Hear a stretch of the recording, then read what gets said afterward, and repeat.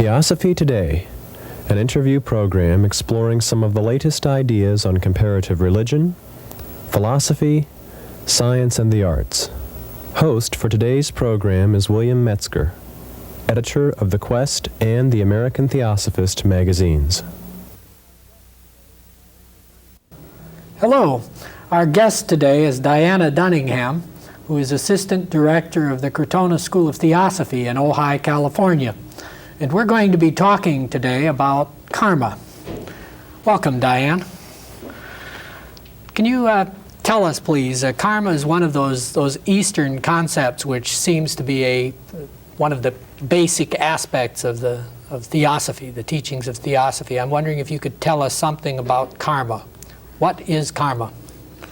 How long do you have? Because it's a vast subject. I guess the popular understanding of the term karma is that everything we think, say, or do has consequences, and that those consequences return to us inevitably at some point in this lifetime or perhaps even in another lifetime. That's the popular understanding of the term. Karma as a word strictly means action, just to act. And you might think, well, all right, it means action. But if we think about that more deeply, we might also associate it with motion. And I'd like to suggest that motion is fundamental to everything in the cosmos. And the American Theosophist Spring Special Issue, which you edit, Bill, carries a wonderful article in it. This edition just recently appeared. An article by Ed Abdul in which he suggests that karma is the sum total of the laws of motion at every level of being, he says. And you might think, well, that's a nice academic definition. But this week, since I read this article, I've been doing a lot of thinking about it. You know the classic analogy of throwing a pebble into a pond. Mm-hmm. And we say if you throw a pebble into a pond and watch the ripples, that's like the consequences of our acts. But if you tie this up with what Ed was saying, you might say, well, we watch the ripples until they go away, and that's the end of the consequences, so to speak. But in fact, in terms of physics, I understand that that's not the case, that the energy released by that pebble being dropped into the pond or by one of our actions goes on infinitely, that you can't destroy energy. And even when the ripples cease, that energy is carried infinitely in the molecular activity.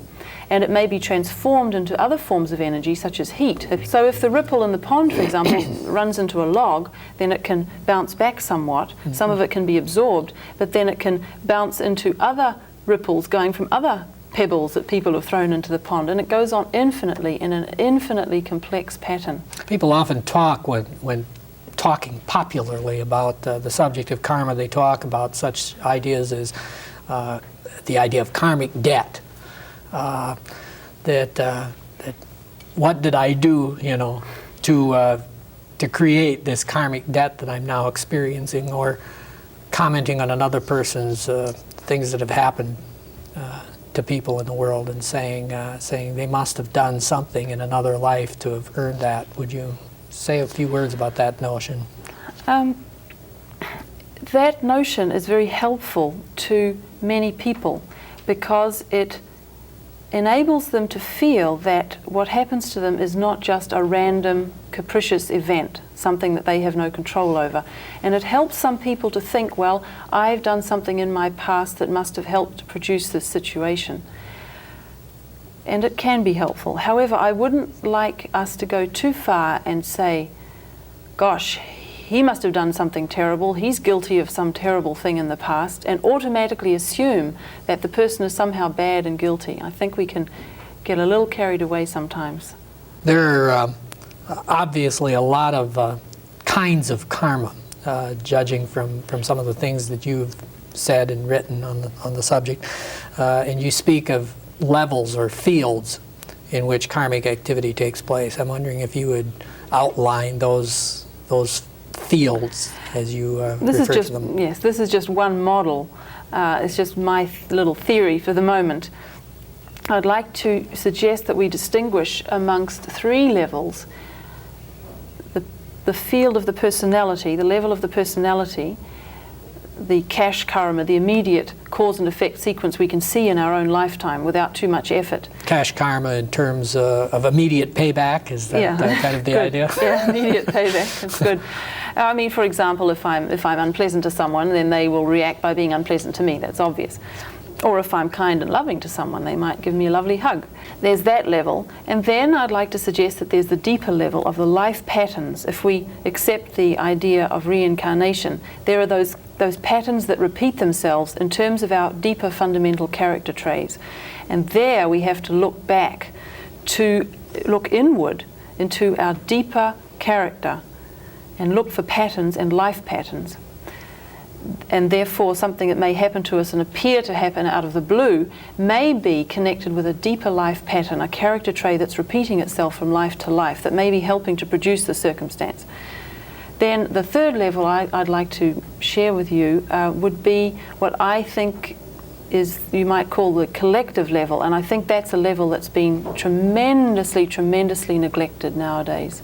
So there are three basic levels, just to recapitulate a bit here. The cash karma, which anybody can understand in terms of immediate consequences for behavior. If you're rude to another person, for example, you're going to get a payback. Either the person is going to withdraw, or they're going to be rude back, or some other kinds of things might happen depending on the personalities involved. But there are immediate consequences which we can understand. Then the second thing you talk about is the things that go on really from that kind of level, the sort of thing that makes you react rudely in a situation may become a part of your personality that carries over time. Is that really what we're talking about when you're talking about the personality traits? Well, the character traits, you would look beyond, say, a reaction that you've had of violence because you've had violence modeled in your childhood. You'd look deeper and you'd say, what life patterns are there that have allowed me to react in such a way, deeper than just the conditioning that we have.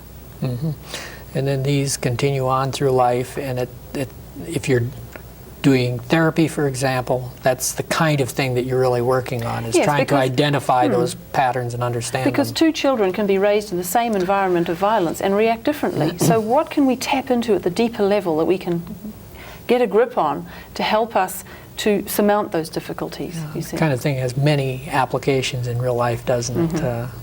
In criminology and so forth. Yes, indeed. Example. And then the third, the collective level, is the neglected area. Yes, that's the area that I like to talk about. Okay. Can I hold forth now? Hold forth. Hold forth. The collective. Well, I think that we tend to assume in the West that whatever we do, we have personally caused, that we've personally been bad in the past or personally been good in the past. I think that we have to acknowledge that we're all connected. We talked about molecular interconnectedness and so on, that everything's in constant movement. And I think we need to acknowledge that we're all in the cosmic karmic soup together, and that you may do something which affects me negatively or positively that I may not have merited at all. It may be nothing to do with my karma. In fact, Blavatsky, founder of the society, talks about that a lot. That's the level I think we need to focus on, because it makes us aware that we can't just paddle our own little karmic canoe, that we are in the same river with everybody else. Is the notion of national karma related to then this area of collective karma that we're talking about? Yes, very much so, Bill. So what is national karma? Well, I think quite a few students in Theosophy have had the impression, have seemed to have got the idea that national karma is where a whole bunch of people are brought together for collective education, so to speak. They've all done something naughty in the past, so they're grouped together to receive collective, not punishment, but bringing back into line. That's not the way I would define collective karma. I would say that collective karma comes about when all of us are affected by the actions of others, regardless of our ever having had a karmic direct connection with those people or not. And I'm wondering if we can use a real-world example, such as the Nazi Germany. National Socialism and so forth, do people apply the notion of karma to something of that sort? You know, I've heard, I don't know if you're talking about the Jews, the 6 million Jews, yes. but I've heard people say, gosh, what did the Jews do to deserve that? They've all been grouped together, the 6 million of them. I really honestly don't believe that they were grouped together. There could be many other explanations for that. It's a bit dangerous to speculate, but could it be that this is a purely personal opinion, but could it be that one of the positive outcomes, at least, is an awakening of the world to terrible, terrible racism? I'm not saying that they were brought together to suffer, to teach the world about racism. I just think that that's the net result of it all, is that humanity was guilty of tremendous cruelty, and that there may be a lot of good that's come out of it, hopefully, in terms of the elevation of consciousness about what humanity is capable of. But I wouldn't like to say that they've been brought together to serve that function. When we speak of the Nazi Jewish question, it strikes me that many of those who suffered were children. What about the question of children and karmic responsibility and all of that? If we apply the 3 levels, we can say that quite clearly at the personality level, at the cash karmic level, those children have done nothing to deserve that terrible suffering. It's not up to us to look and say, what have they done in a previous lifetime at that second level? I think it's only up to us to say, this is collective suffering that we have imposed. We are personally, collectively, individually, nationally, universally responsible. You've suggested that it isn't possible to say something like about a people's, oh well, that is their karma. Oh yes, I mean, yes, I agree. And they have brought it on themselves. We can't say something like that. That doesn't.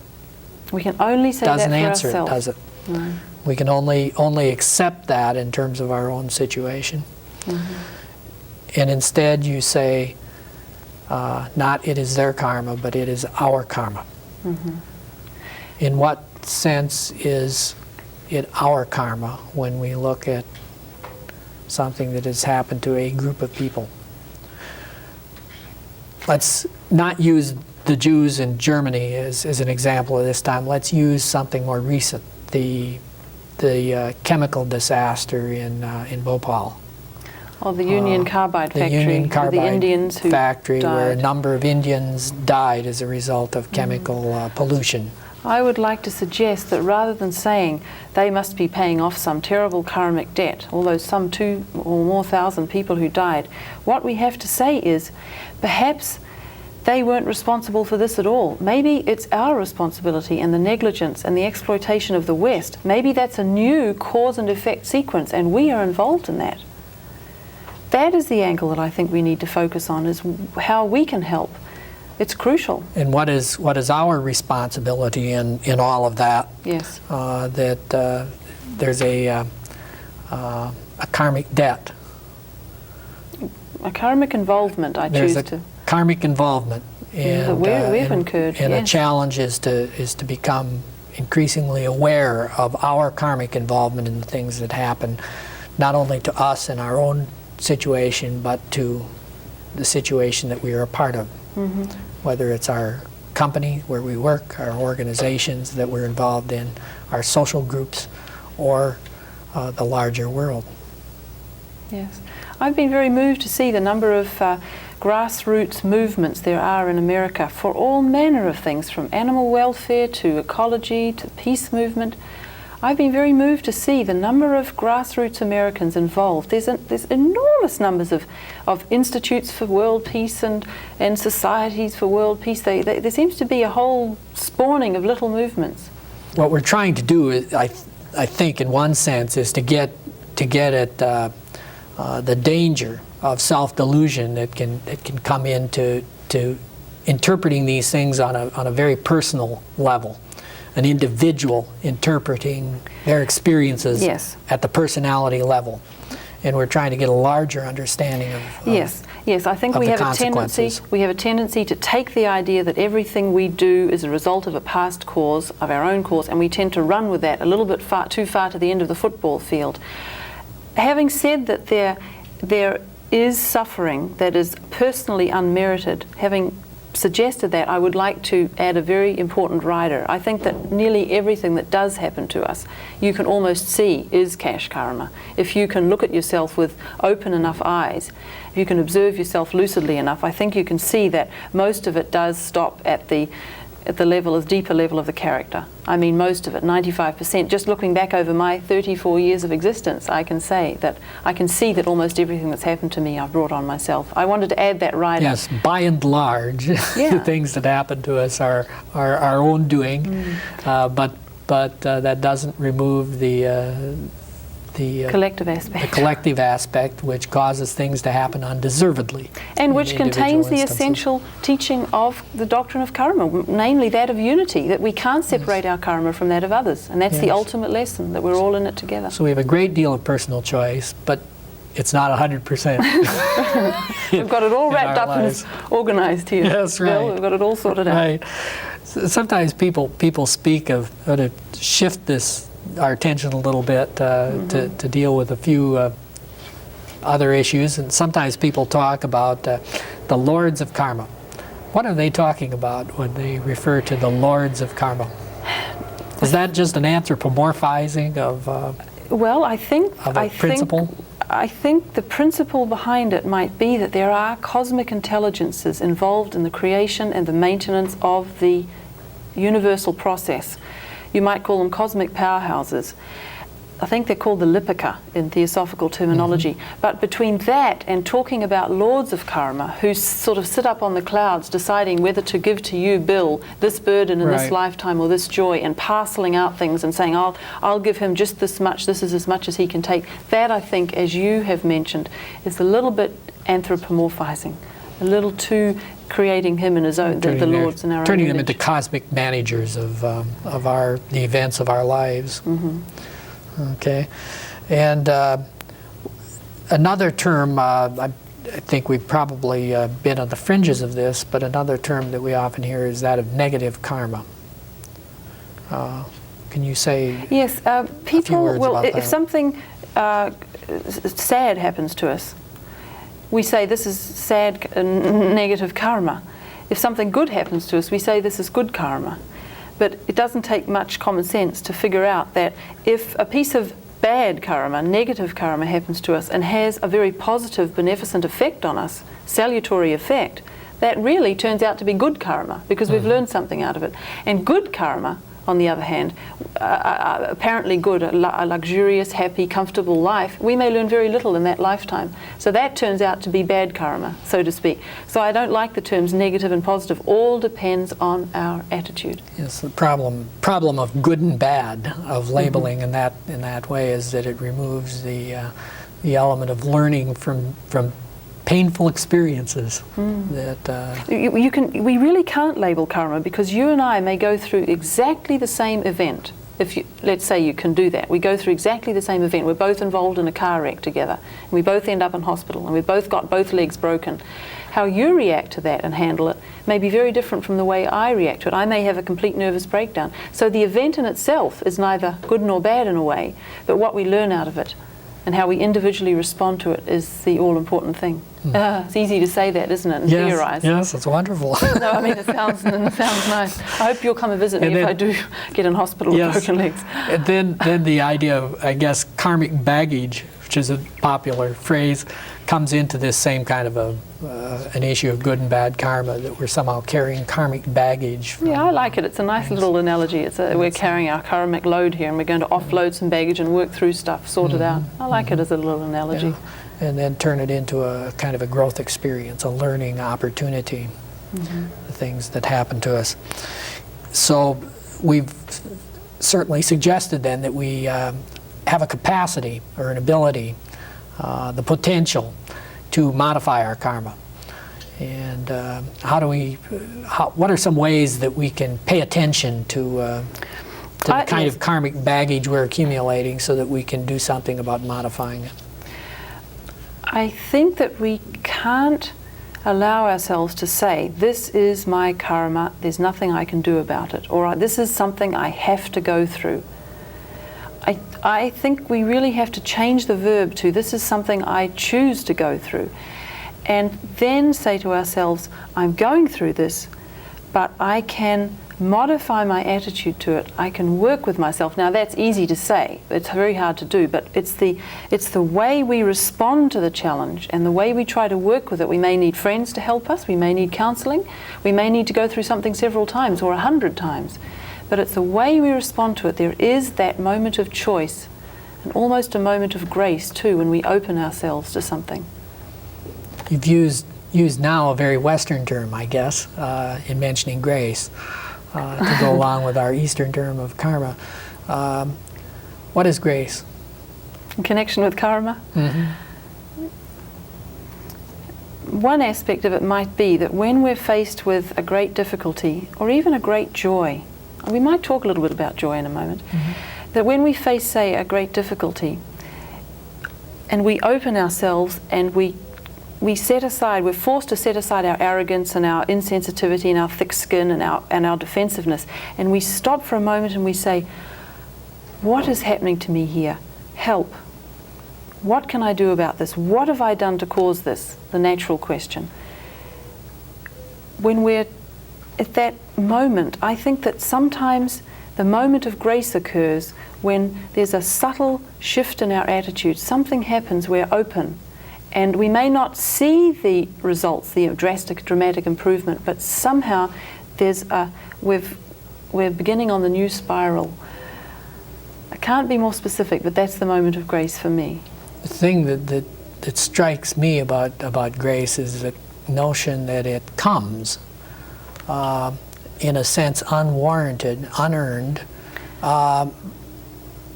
but we speak of grace as simply coming upon us, and it seems to me that you've suggested that that some kind of an opening up has occurred. Yes. And then grace can enter. We may have labored for many, many lifetimes with a specific problem that we have, and the moment of grace comes apparently spontaneously, but I believe after many, many, many lifetimes of effort. And then that moment occurs. Another moment of grace is when we come into close contact with a great person, someone we know instinctively has a clear spiritual effect on us. And I mean, this is a very rare privilege. And there, that person's very presence can inspire us to make that leap between, it's like we're at the plateau and then we make that leap to the new level. It's miraculous. We can't really understand quite how it happens. That's a moment of grace too, perhaps. In thinking about these three levels of karma, how can one apply these ideas in their own lives? Well, say something happens to you out of the blue, some great event, say a car wreck or whatever, or the loss of a spouse when one's young, for example, something that one would call tragic. The first thing to do, I guess, that one naturally does in one's anguish is to say, what have I done to cause this? What did I do to deserve this? And at the actual time of grief, one doesn't need to be grilling oneself, obviously, but later on when one has time for some philosophical reflection, one might look at one's personality, one might look with as open a gaze as one can and say, is there anything that I could have done to contribute to this? Say in the case of the car wreck.